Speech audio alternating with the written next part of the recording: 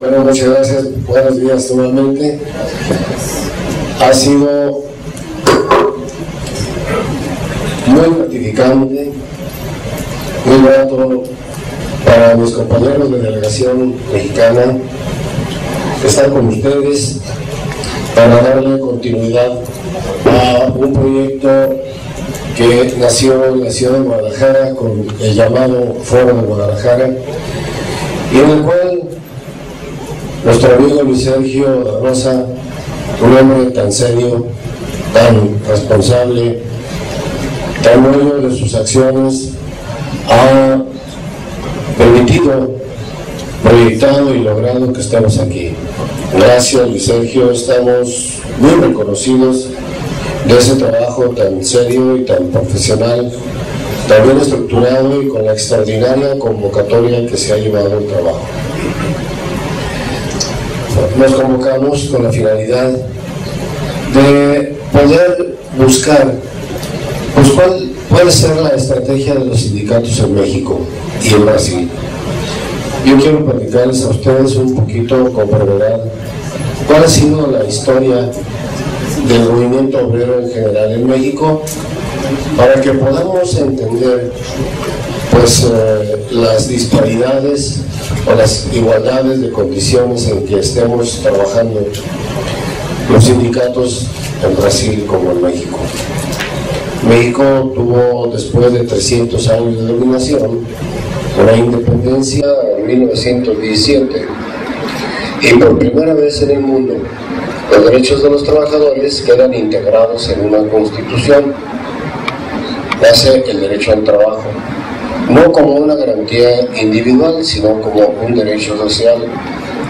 Esta acción de la revolución repercutió en muchos países, de ahí muchas naciones inmediatamente legislaron o regularon relaciones de carácter laboral ya específicas, porque nosotros en una constitución anterior de 1857 que consolida la libertad del país, la república, era una constitución típicamente liberal, totalmente liberal, y uno de los legisladores, el nigromante Ignacio Ramírez, hace un voto particular y dice: acuso a esta libérrima constitución de ser la que deja el privilegio del abuso del hombre sobre el hombre. Puede ser la más libérrima del mundo en 1857. Sin embargo, esta constitución propicia el homo lupus omni. Y así fue. Tuvimos luego una dictadura en la cual el hombre se redujo nuevamente a la esclavitud con el nombre de servidumbre, y esa servidumbre produjo un cierto progreso del país. México exportaba granos, productos a todo el mundo, minerales, petróleo, etc. Pero su población estaba en la miseria, se estaba muriendo en precariedad. La Constitución del 17, en ella habían actuado activamente algunos trabajadores de batallones rojos concretamente, logran que haya una constitución social. Esa constitución social de 1917 sirve de base para que en 1919 se formule la OIT, Organización Internacional del Trabajo. Tiene una estructura tripartita de representación de los gobiernos, de la patronal y los trabajadores, a semejanza del modelo mexicano. ¿Qué es lo que quiere el modelo de 1917? ¿Es una revolución socialista? De plano, no. ¿Es una revolución liberal? Tampoco. Es una revolución que busca moderar los excesos, moderar la opulencia, como lo quería José María Morelos y Pavón en 1814, 1812.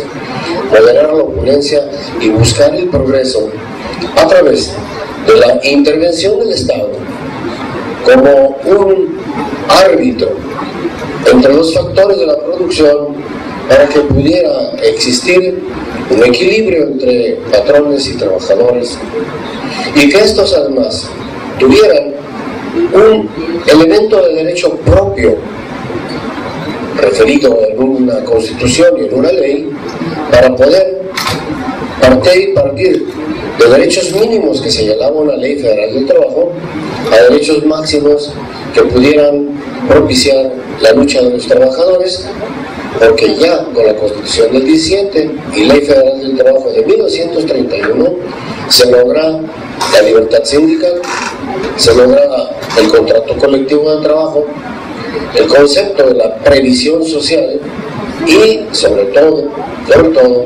pues la libre negociación para ir mejorando salarios de mínimos a mayor, obtener vacaciones, el pago del séptimo día. El séptimo día se daba y no se pagaba. Jalisco, nuestro líder fundador de CROC, luchó para que se pagara el séptimo día y ya se paga en todo el país. Muchos de los contratos colectivos de trabajo fueron generando impresionantes conquistas, y una de estas, como la prima de vacaciones, o sea, se pagan las vacaciones, pero hay una prima adicional de un 25%, eso se tomó en la Ley Federal del Trabajo renovada en 1970 de contratos colectivos de trabajo. La segunda Ley Federal del Trabajo, 1970, incluye todos los elementos prácticos que logra incorporar obtenidos de los contratos colectivos de trabajo. Fue una experiencia muy interesante la del 70, porque ahí participamos todos los sindicatos del país y mejoramos la ley del trabajo. La ley hablaba de contratos de trabajo. Y entonces a un patrón que yo demandaba me decía: no hay contrato, no hay trabajo, no te debo nada y no te despedí. Ya no te dejé entrar a mi trabajo porque no me convienes. Entonces logramos incorporar el concepto de relación laboral. Tú contrataste, tú pagaste, permitiste entrar, duró más de un mes trabajando, ya tiene un trabajo estable. La Constitución garantiza el empleo estable al trabajador y el principio de estabilidad genera que no puede ser despedido el trabajador sin una causa grave que afecte la relación laboral. Y después de 20 años de trabajo, más grave, ya una causa sumamente grave puede permitir la separación del trabajador. En esas condiciones, el gobierno forma las juntas de conciliación y arbitraje, tribunales tripartitos, en los cuales se ventilan todo tipo de juicios individuales y colectivos. Los colectivos son los que plantea el sindicato por mejorías en los contratos, por emplazamientos de huelga, y los individuales, pues de cada un trabajador o varios trabajadores, plantean por despidos o por inconformidad en condiciones generales de trabajo. Bien, con este principio de ley, el sindicato se genera con una fuerza impresionante, porque no tiene un alcance limitado. El alcance lo puede obtener hasta el límite que marque la misma ganancia de la empresa. Hasta ahí podía ir el trabajador y obtener unos grandes contratos colectivos. Por ejemplo, Petróleos Mexicanos tiene un contrato extraordinario. Instituto Mexicano del Seguro Social, un contrato fabuloso también, con unas jubilaciones impresionantes. Y el sindicato de maestros son sindicatos nacionales, los más fuertes, pero los más cuestionados, pero los más desacreditados, pero los que están en la voz pública y en los medios para desacreditar al sindicalismo y señalarlo como un monopolio que usa derechos para beneficio de unos cuantos, que son los trabajadores, y que el resto de trabajadores en el país no tiene ningún derecho, no tiene esas facilidades de acceder a prestaciones de trabajadores de primera y trabajadores de segunda. Los de primera son los sindicalizados y tienen un contrato colectivo de trabajo con extraordinarias prestaciones, y los de segunda, los que no lo tienen. La verdad es que sí hay trabajadores de primera y de segunda clase. Trabajadores de primera con un contrato colectivo, independientemente de mucho o poco que ganen, y los otros, los del outsourcing, los de la terciarización. Hoy México ya tiene hasta un 10% de sus trabajadores a través de empresas de outsourcing. Entonces, si lo regresamos, vamos pensando que el proyecto del constituyente no era solamente la justicia laboral, sino que también generaba el tema de la previsión social. Francisco I. Madero, Libertador de México, en 1912, crea el Departamento del Trabajo y Previsión Social en Ciudad de México.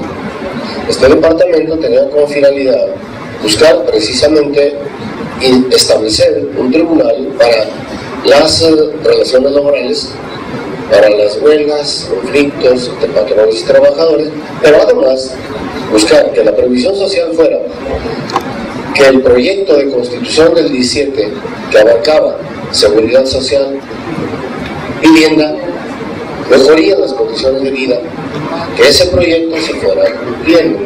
Es decir, la previsión social no es solo un buen salario, sino el buen transporte, la buena vivienda, cómoda, higiénica, aireada, así decía, y además de ello tener seguridad social y educación para él y para sus hijos.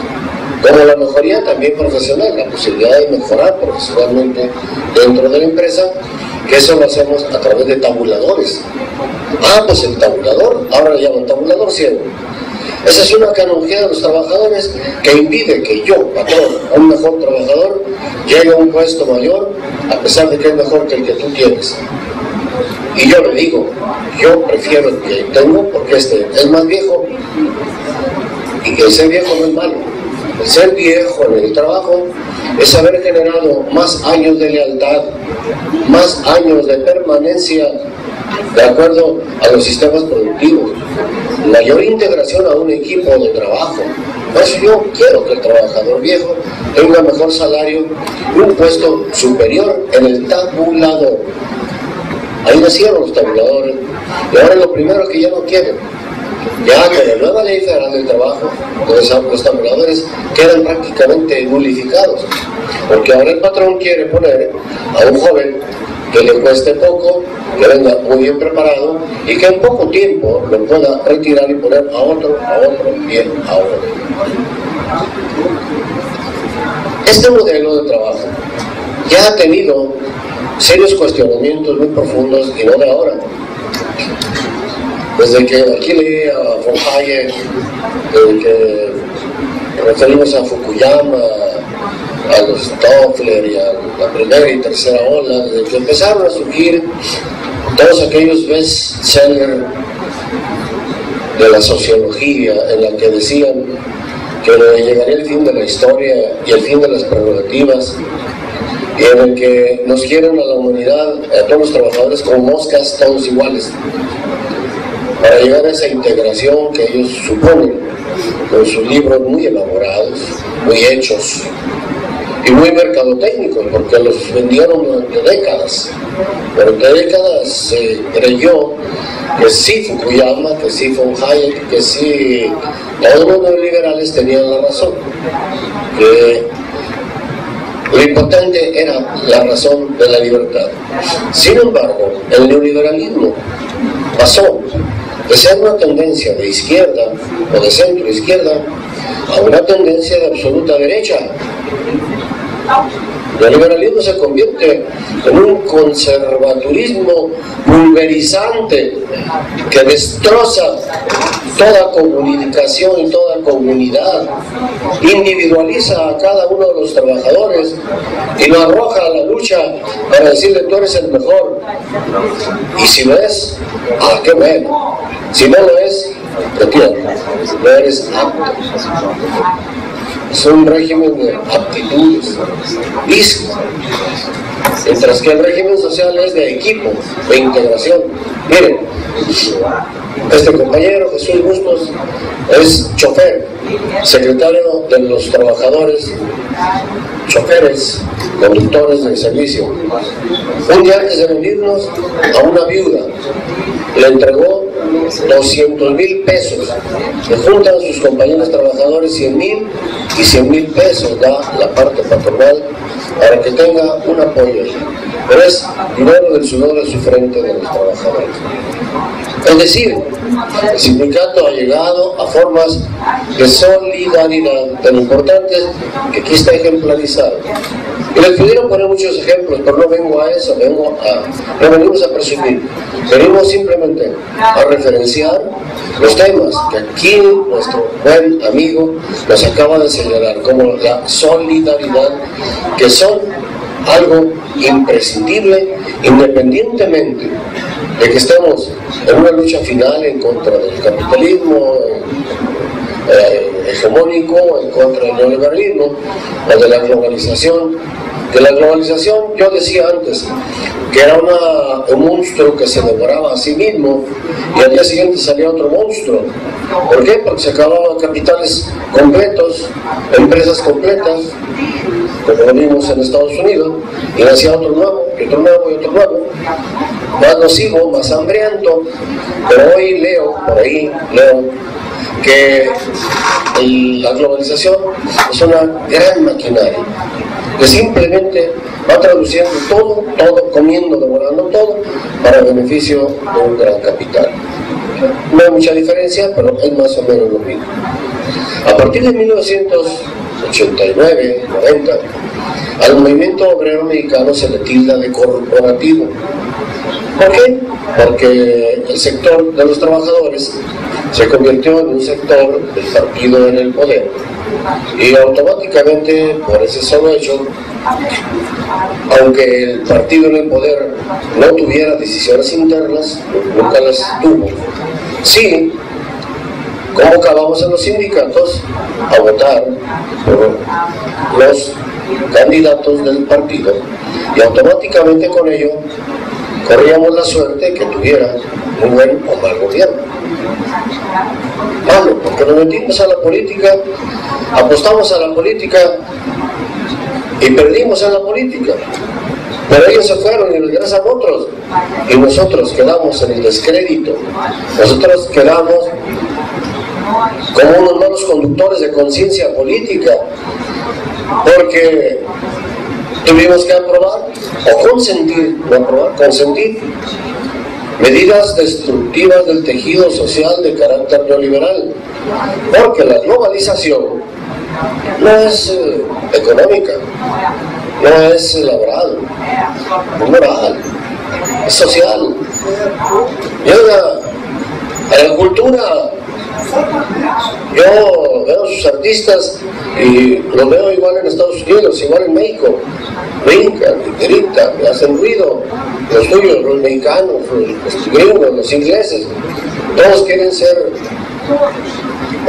no sé qué, todos.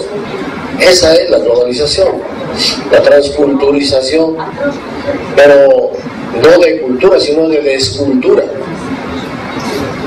no de arrebatar valores propios para imponer un valor universal, para que todos los jóvenes se parezcan, y todos los jóvenes tenemos un problema de los jóvenes en México, que la Ley Federal del Trabajo fue hecha para que tuvieran trabajo.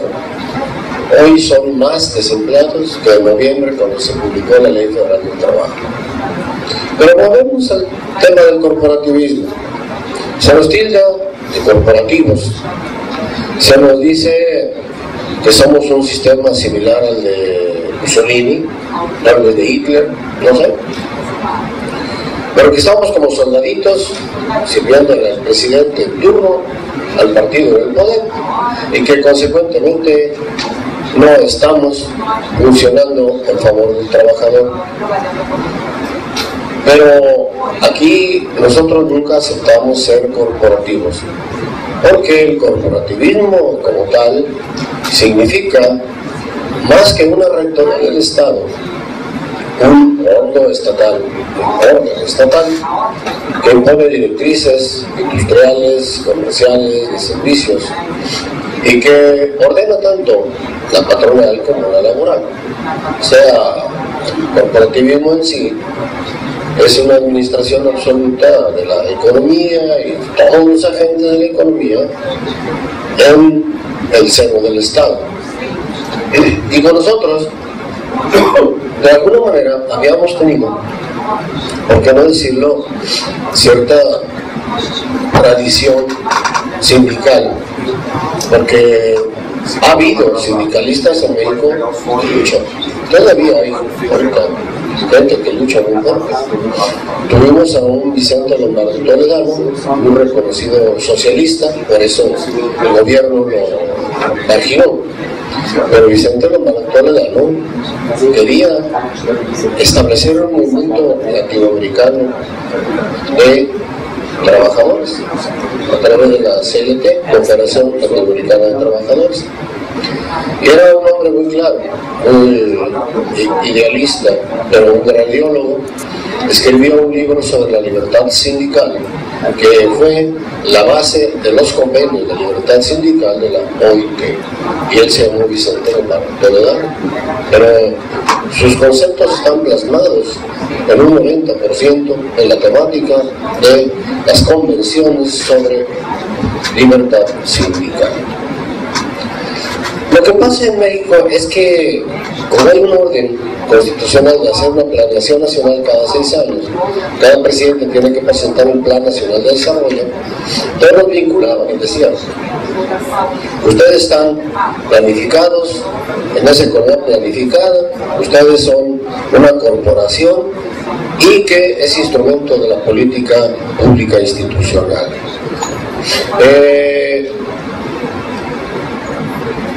Merced a ese ataque, y por el celo de algunos políticos y por la ambición de los que van llegando, a partir de 1986, con el señuelo de la industrialización, de la incorporación a mercados internacionales, con el señuelo de sustituir nuestro modelo económico, de sustitución de importaciones, que era el modelo económico mexicano, que había generado el modelo triunfante, el milagro mexicano, de 8% de crecimiento continuo hasta el 1960. Bueno, toca retirar del Estado y empieza a dejar la economía. 1.200 empresas de Estado se empiezan a privatizar, se abaratan, se ponen baratitas.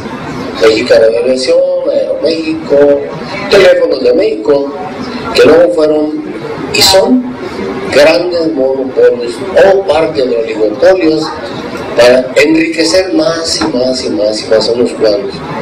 Mexicana de Aviación ha sido un fraude tras fraude, y a todos nos defraudaron, a todos los mexicanos nos robaron nuestros boletos con nuestras millas acumuladas. ¿Por qué? Porque el Estado empezó a retirarse de la economía y dejó nada más ya la joya de la reina, que es Petróleos Mexicanos, y que ahorita se está disputando Petróleos Mexicanos. No es el tema que venimos a tratar, pero eso sí tiene que ver con la retirada del Estado en la economía. Pero además de la retirada del Estado es la privatización de los servicios. A partir de ahí se privatizan servicios de agua, como en la ciudad de Aguascalientes, que es el servicio más caro, no es malo. En Guadalajara se privatiza el tema del aseo público, de la basura, la recolección de la basura, con muchos problemas. En fin, de lo que se trata es de generar actividad económica en los particulares. Se viene la privatización de la banca, y ahora la banca nacional está en manos de extranjeros. Todo el producto de la banca está en extranjero. Ya les platicaba ya lo que pasó con BBV. Así están todos. El cinismo y el colmo de todo es que cuando al Seguro Social le quitan el fondo de ahorro de los trabajadores para convertirlo en privado, esto se lo entregan a empresas que sin restricción alguna luego lo pasan a empresas transnacionales. Es decir, El ahorro de los trabajadores, no sabemos si esté en Holanda, en Nueva York, aquí en Río, no sabemos dónde está. Se dice que está, y nos dicen que está porque nos avisan que ya perdimos, nunca nos avisan cuando ganamos. Pero eso es, vamos a decir, el proceso de la privatización. La economía, que estaba regulada por el Estado, a partir del GATT, empieza a desregularse totalmente. Por ejemplo, había quien quería poner una tortillería, hacer tortillas de maíz. Si había una enfrente, no podía ser, porque había competencia desleal. Vete a 300 metros, una carnicería, ponte a 300 metros, para que no estén juntos todos y puedan abastecerse todos los barrios. Derogadas todas aquellas reglamentaciones municipales, estatales y federales. Entonces, con esto se va generando una libre competencia en todos los órdenes, desde la carnicería de la esquina hasta ferrocarriles, puertos, aeropuertos que son privatizados. Vamos a decir que seguimos la receta internacional del Fondo Monetario, la reforma de primera, segunda y tercera generación, para impedirle al desarrollo del capital cualquier escollo. Una de las recetas más importantes, la regla 11, ahí las tengo yo desde hace más de 20 años, las tengo ahí en mi escritorio y siempre las veo: impedir cualquier escollo del capital. Entonces, las reformas de primera, segunda generación ya se hicieron. A México le abrieron su sistema político para meterlo en la alternancia política. La alternancia política entra a la derecha y a acabar con los sindicatos, a marginalizarlos. Y luego, simultáneamente, a partir de aquella fecha, un proceso de crisis constante, como acabo de decir, crisis constante, la crisis del 72, la crisis del 74, la crisis del 82, la del 86, la crisis del 94 y la del 2008. La crisis del 94 nos costó el 7% del Producto Interno Bruto, perdimos 3 millones de empleos. La del 2008, 2009 más bien, en 2008 se gesta, en 2000 cuaja ya el golpe económico del país, perdemos más del 6% del Producto Interno Bruto del país, otra vez. Y en este momento estamos viviendo todas las variables macroeconómicas hacia abajo, abajo el empleo, abajo los salarios, abajo la exportación, abajo los índices de productividad, lo mismo que vivimos en 2008 como pródromo o como anuncio de una caída en el 2009. Entonces, las grandes crisis económicas y financieras han ido destruyendo empresas completas. Muchas empresas mexicanas muy importantes, históricas, se acabaron. Calzado Canadá, innumerables. Y cae el Producto Interno Bruto, hay desempleo, déficit fiscal, y el Estado tiene que endeudarse o acudir a los mayores impuestos. Yo no soy economista, si digo un error, corríjame por favor, no sé nada de economía. Entonces, ¿qué es lo que pasa en este trámite? El gobierno impone topes salariales. No tengo que ser como Echeverría. Con Echeverría nos daba cada 6 meses salarios nuevos. Ya nos dice, no, hay topes salariales. Y entonces hay un tope, ya no te vas a ir más que 1 o 2 puntos arriba de la inflación. La inflación la calculan ellos, la inflación no corresponde a la realidad, y entonces lo que logramos en la contratación colectiva no llega a esto. Con el tiempo logramos obtener, algo, un intercambio con la clase patronal, y llegamos al tema de la nueva cultura laboral. En la nueva cultura laboral hicimos por lo menos pactos de productividad de los que ya rescatamos un poquito, pero ya empezamos a tener más relación con la patronal en la mesa, en la misma mesa, ¿sí? Pero vamos a decir que si nos quedamos sin un piso legal, sí, con un techo, ya se nos movió el piso en el cual nos movíamos. Entonces, la política de mercado pues va hundiendo el barco en el que estamos tanto las empresas mexicanas como los propios mexicanos. Al rato no tenemos con quién pelear, bueno, con quién vamos a competir. Si vía contrabando y vía piratería nos están inundando de productos que antes hacíamos nosotros. Entonces, ¿con quién vamos a pelear? No nos dejan un reducto. El último reducto es ir con el patrón y decir, oye, pues me tienes que pagar más porque me estoy muriendo de hambre. Y me dice el patrón, aquí tienes las llaves de la empresa, haz lo que tú quieras con la empresa. Ya me lo dijo un patrón llorando, uno de una empresa empacadora muy importante en Guadalajara. Aquí están las llaves de la empresa. Dispón y dan a mis trabajadores lo que les corresponde. Entonces, vamos a decir que se privatizan ya los conceptos de la política neoliberal. Y las reformas estructurales producen unas reformas constitucionales que no debieran de ser reformas permanentes, sino coyunturales. Si yo tengo un problema en este momento de la economía, ¿cómo tengo que transformar una constitución para enfrentar un problema momentáneo? O sea, la coyuntura se tapa con una gran roca y luego ya no vamos a poder mover. Eso es lo que hemos hecho constitucionalmente hablando. Las cifras del empleo no se pueden cotejar. Ayer hablaban que cómo estamos de empleo. Bueno, pues que la informalidad, que ya hoy aprendí que no debe haber informalidad, son trabajadores. Pues los que allá dicen la informalidad son el 60%, el 40% están protegidos por Seguro Social de la formalidad. O cifras oficiales, 5.4% de desempleo en México, menos que en Estados Unidos, menos que en Estados Unidos. Estamos mejor los mexicanos que en Estados Unidos.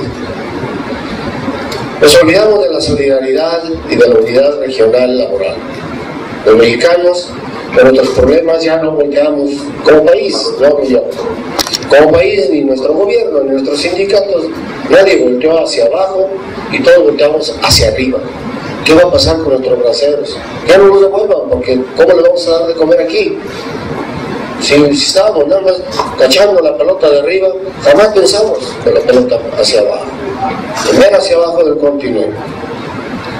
Yo considero, finalmente, que en este modesto encuentro, por parte de nosotros, lo digo modesto, porque no somos más que una parte representativa del gran sector laboral jalisciense, mexicano, pero como jaliscienses, donde hay muchas conquistas del movimiento obrero, donde hay una gran historia laboral, creo que venimos a aprender.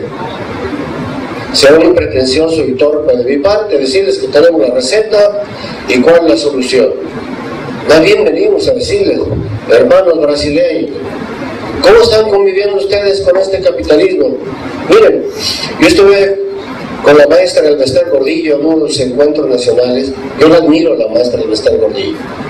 Si como persona tuvo alguna falla y cayó en algún tipo de soberbia, qué lástima, porque lo ha pagado horriblemente. Pero esa mujer es una gran mujer que supo tener la visión de generar un gran movimiento político-social, mantener el sindicato más grande de América Latina y ahora tiene la dignidad de estar encarcelada. Pero esta mujer, en los años en que se caía la Unión Soviética, trajo a México a investigadores de todo el mundo. Fueron aquí unos brasileños muy talentosos, y fue un señor, cuando tenían al presidente de Rusia, lo tenían detenido por 8 días, vino a decirnos, vengo a México para ver cómo sobreviven con el capitalismo, porque el capitalismo es perversamente intrínseco, intrínsecamente perverso. Así nos dijo un hombre que era del Partido Comunista de ese tiempo, pero que tenía que abrirse del comunismo a una economía de capital y venía a aprender. Hoy también nosotros venimos con ustedes a aprender y buscar soluciones conjuntas y mantener un diálogo con todos ustedes de buena voluntad, como la que nos ha mostrado nuestro apreciado amigo, reconocido amigo Luis Sergio Arroza, y todas las intervenciones anteriores que hemos tenido. Muchas gracias.